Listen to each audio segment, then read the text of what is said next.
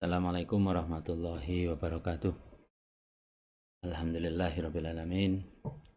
Pada kesempatan kali ini kita bertemu kembali dalam kegiatan pembelajaran jarak jauh mata pelajaran bahasa Indonesia kelas 8, khususnya adalah anak-anak kami siswa MTS Darul Islah Bandar. Sebelum kita mulai, mari kita buka bersama kegiatan pembelajaran kali ini dengan Bismillahirrahmanirrahim. Terima kasih. Berikutnya kita tentang materi yaitu teks eksposisi.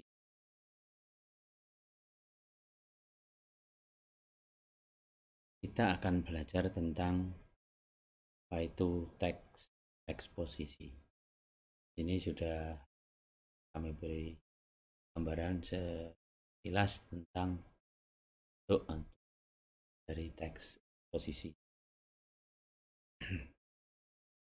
Tujuan pembelajaran kita kali ini adalah untuk satu, menyimpulkan isi teks eksposisi. Yang kedua yaitu menelaah struktur dan unsur kebahasaan teks eksposisi.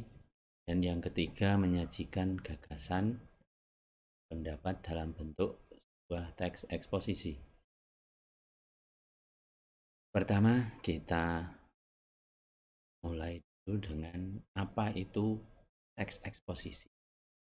Teks eksposisi merupakan sebuah teks yang isinya adalah gagasan atau pendapat.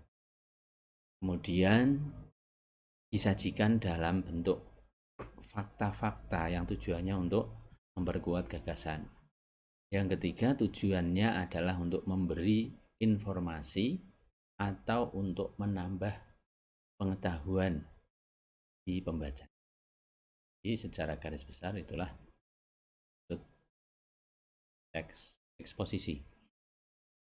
Langsung kita ke materi berikutnya, yaitu apa unsur-unsur yang ada dalam sebuah teks eksposisi. Unsur yang pertama meliputi gagasan atau ide atau pendapat, yaitu bagian dari teks eksposisi yang berisi pernyataan yang berupa komentar, penilaian, saran atau dorongan, dan rujukan. Contoh, jika pemerintah tidak cepat bertindak dalam 10 tahun mendatang, hutan Sumatera akan musnah dan diikuti oleh musnahnya hutan Kalimantan. Di sini ada pernyataan yang berupa komentar atau penilaian. Penilaiannya apa tadi? Jika tidak cepat bertindak, 10 tahun mendatang akan musnah. Ini adalah penilaian dari kita yang ada. Kemudian yang kedua, berisi fakta atau kenyataan atau data. Maksudnya adalah dalam sebuah teks eksposisi itu berisi tentang keadaan atau peristiwa yang benar-benar ada atau benar-benar terjadi. Setelah tadi ada gagasan diikuti dengan fakta. Fungsinya tadi adalah untuk memperkuat gagasan. Contoh di sini, faktanya apa? Selama bulan Januari sampai Oktober, 45% dari keseluruhan titik kebakaran terkonsentrasi di Provinsi Riau. Data ini selama bulan Januari Oktober ada sekian persen, itu merupakan data. Jadi unsurnya dua tadi. Ada ide, ada fakta. Kemudian pola pengembangan teks eksposisi. Untuk membuat sebuah teks eksposisi bisa kita lakukan pola yang pertama, yaitu dengan pola pengembangan umum khusus. Maksudnya adalah dalam teks tersebut ide pokok didahulukan, kemudian lengkapi dengan ide-ide penjelas. Itu yang dimaksud dengan pola umum ke khusus. Jadi ide penjelas ini penjelas atau spesifikasinya. Yang kedua, bisa menggunakan pola khusus umum, yaitu kebalikannya, yaitu dimulai dengan ide-ide penjelas dan diakhiri dengan ide pokok. Rinciannya berada di awal teks. Yang ketiga, bisa menggunakan pola ilustrasi. Maksudnya adalah gagasan yang terlalu umum dalam sebuah teks itu membutuhkan ilustrasi yang nyata atau konkret. Tujuannya adalah untuk membuktikan suatu pendapat. Nah, biasanya ilustrasi ini berupa pengalaman pribadi dari penulis. Ini bisa ditambahkan dalam teks. Kemudian pola perbandingan. Bisa kita menggunakan pengembangan teks eksposisi dengan pola perbandingan. Maksudnya adalah kita bisa membandingkan benda-benda atau keadaan atau yang lainnya dengan menentukan perbedaan atau kesamaannya berdasarkan aspek tertentu. Ini kita bisa membandingkan tadi keadaan atau benda-benda. Misalnya tadi ada pembandingan hutan Kalimantan, hutan Sumatera, hutan Jawa dan sebagainya. Itu maksudnya kita coba membanding. Berikutnya yaitu menyimpulkan isi teks eksposisi. Setelah kita mengetahui polanya, kita bisa menyimpulkan isi teks eksposisi. Apa yang bisa kita kerjakan atau kita lakukan adalah yang pertama dengan menemukan gagasan umum atau gagasan utama atau ide pokok dari tiap-tiap paragraf. Langkah pertama adalah kita menemukan ide pokok. Yang kedua, gabungkan gagasan-gagasan tersebut menjadi sebuah simpulan. Jangan lupa gunakan konjungsi atau pilihan kata yang tepat. Artinya untuk membuat kesimpulan ya kita ambil gagasan utama tiap paragraf, kemudian nanti kita ubah gabung paragraf gagasan utama tadi tiap-tiap paragraf kita jadikan menjadi satu kalimat atau beberapa kalimat simpulan. Contoh di sini ada 3 paragraf. Paragraf yang pertama, kebiasaan masyarakat dalam membuang sampah merupakan penyebab rusaknya jalan dan timbulnya banjir. Kemudian paragraf yang kedua, secarik kertas yang dibuang oleh seorang pelajar, kantong plastik yang dibuang ibu, rokok dibuang oleh seorang bapak. Kemudian berkolaborasi dengan sampah-sampah dari ribuan warga lainnya. Paragraf yang ketiga, sampah-sampah itu bergabung kemudian memacetkan saluran air, meluap, dan banjir. Paragraf yang terakhir, warga masyarakat mengeluh setiap hari melalui media cetak dan elektron. Ini contoh satu buah teks singkat, kemudian kita cari gagasan utamanya. Yang pertama, kebiasaan masyarakat dalam membuang sampah sembarangan. Itu adalah gagasan utamanya. Kita ambil seperti itu. Yang kedua, sampah-sampah tersebut bergabung menjadi satu. Tadi kebiasaan membuang sampah sembarangan, dan sampah-sampah yang dari masyarakat tadi bergabung menjadi satu. Tarik kertas dibuang, intinya kita ambil sampah-sampah tersebut bergabung menjadi satu. Kemudian sampah-sampah itu bergabung dari beberapa tempat menyebabkan banjir. Dan yang keempat, paragraf yang keempat, warga masyarakat mengeluh melalui media cetak elektronik. Intinya adalah banyak warga yang mengeluh atau warga mengeluh. Dari gagasan utama yang sudah kita temukan, bisa kita rangkai menjadi sebuah simpulan. Misalnya menjadi sebuah kalimat seperti ini. Masih banyak masyarakat yang memiliki kebiasaan membuang sampah sembarangan. Sampah-sampah tersebut bergabung dalam suatu tempat, kemudian menyebabkan saluran air macet dan mengakibatkan banjir. Akhirnya apa? Banyak warga yang demikian contoh membuat kesimpulan tadi. Berikutnya yaitu struktur teks eksposisi. Apa saja? Struktur teks eksposisi terdiri dari pertama disebut dengan tesis. Apa itu tesis? Yaitu pengenalan isu atau masalah atau pandangan penulis tentang topik. Kalau contoh tadi pandangan penulis tentang keberadaan hutan. Kemudian yang kedua yaitu rangkaian argumen. Apa itu rangkaian argumen? Yaitu beberapa pendapat dari penulis untuk menjelaskan tesis yang dikemukakan. Yang ketiga adalah penegasan ulang. Nah, sebelum ke penegasan ulang tadi sejumlah pendapat argumen penulis tadi biasanya ini dikuatkan tadi dengan beberapa fakta untuk menguatkan pendapatnya. Yang ketiga penegasan ulang. Penegasan ulang yaitu perumusan kembali secara ringkas. Ini sering kita sebut dengan simpulan dari sebuah teks. Hanya mengulang lagi dari tesis yang sudah dikuatkan kembali. Itu struktur teks eksposisi. Berikutnya contoh dalam sebuah teks. Kita bisa melihat teks seperti ini. Jika pemerintah tidak cepat bertindak dalam 10 tahun mendatang, hutan Sumatera akan musnah dan diikuti oleh musnahnya hutan Kalimantan. Ini disebut dengan tesis. Tesis itu apa? Pendapat. Artinya apa? Belum benar-benar terjadi ini. Kita masih harus, betulkah 10 tahun mendatang musnah? Nah, itu perlu dibuktikan, makanya masih disebut dengan tesis.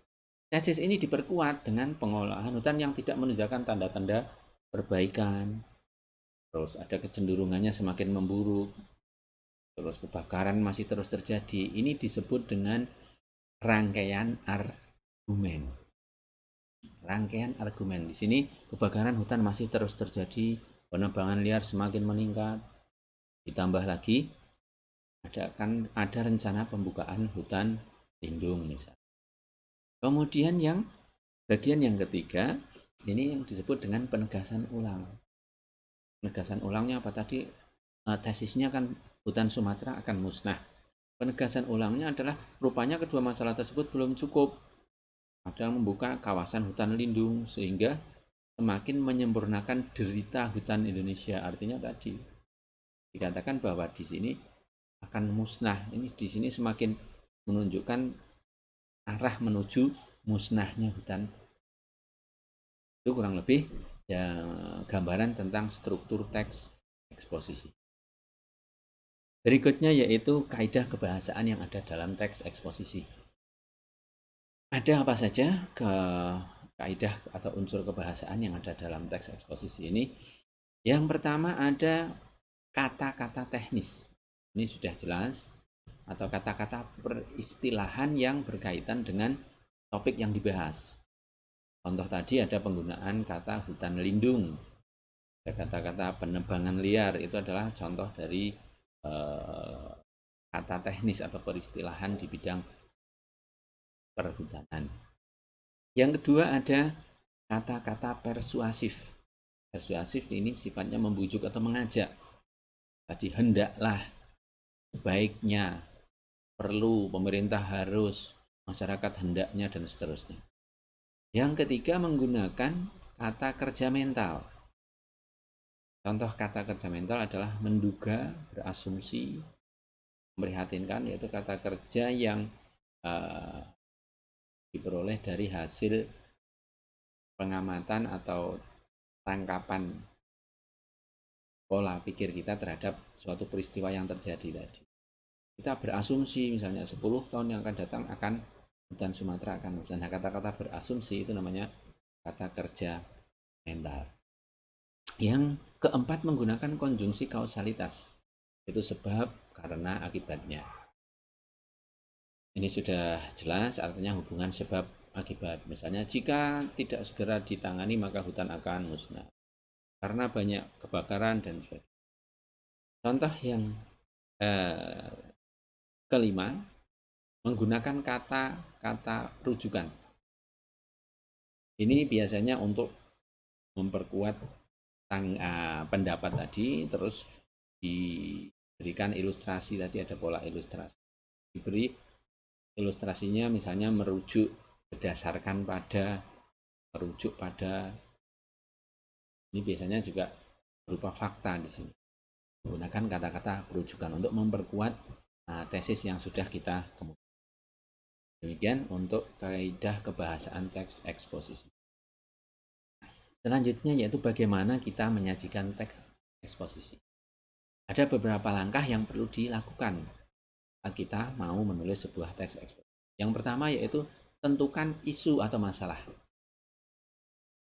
Jelas yang pertama kita harus menentukan isu atau masalah yang ingin kita angkat itu apa. Yang kedua adalah membaca atau mengamati informasi. Dari isu tadi biar kita tidak salah menyampaikan, maka harus kita cari sumbernya untuk memperkuat data. Kita membaca, kalau peristiwanya itu di sekitar kita, berarti kita bisa mengamati isu yang kita angkat tadi. Yang ketiga yaitu mendaftar topik hasil pengamatan. Kalau dari hasil membaca, berarti dari hasil membaca, misalnya membaca di internet, di media masalah online atau di media cetak. Dari sana kita catat topiknya. Kalau kita mengamati hasil pengamatan kita catat seakurat mungkin. Kemudian yang keempat, menyusun kerangka dan struktur teks eksposisi. Setelah tadi data kita peroleh, kita buat kerangkanya. Kita mau membuat menggunakan pola yang mana? Apakah pola umum khusus, khusus umum, atau pola ilustrasi misalnya? Bisa kita pilih. Kita siapkan kerangkanya. Yang kelima yaitu kita mengembangkan kerangka yang sudah kita buat tadi, kita susun menjadi sebuah teks. Mengembangkan di sini adalah menambahkan kalimat, menambahkan konjungsi, mencari pilihan kata yang tepat, yang menarik. Demikian bagaimana kita menyusun teks eksposisi. Langkah terakhir sebelum teks tersebut kita publikasikan, sebelum teks tersebut kita presentasikan misalnya, perlu langkah terakhir yaitu menyunting. Artinya apa? Kita cek lagi apakah teks tersebut sudah betul atau belum. Apa itu yang perlu disunting, apa itu yang perlu dicek kembali dan perlu diperbaiki. Yang pertama ada isi. Kita lihat lagi apalah teks yang sudah kita buat, isinya itu menarik atau tidak, lugas tidak, lengkap tidak argumennya, lengkap tidak fakta yang kita kemukakan. Itu yang dimaksud dengan menyunting isi. Kita lihat isinya. Kalau ada yang kurang tepat ya harus kita perbaiki lebih dahulu. Yang kedua yaitu strukturnya. Kita cek struktur penyajiannya. Apakah susunan antar bagiannya sudah tepat, tadi strukturnya itu sudah sesuai atau belum. Kemudian yang ketiga, kebahasaan, yaitu kita lihat penggunaan ejaan, penggunaan kata, penulisan kalimatnya, apakah sudah belum atau sudah betul atau belum. Kalau masih ada yang keliru juga perlu kita perbaiki. Kemudian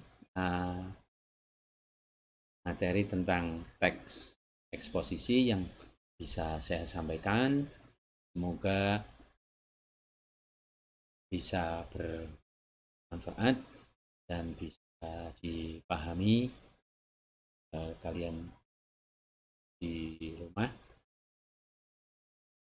sehingga harapannya nanti untuk materi teks eksposisi ini bisa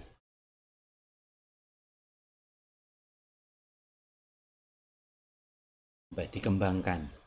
Artinya di rumah bisa kalian pahami lagi, dan jika tidak masih ada sesuatu yang belum bisa dipahami, bisa kalian tanyakan secara langsung.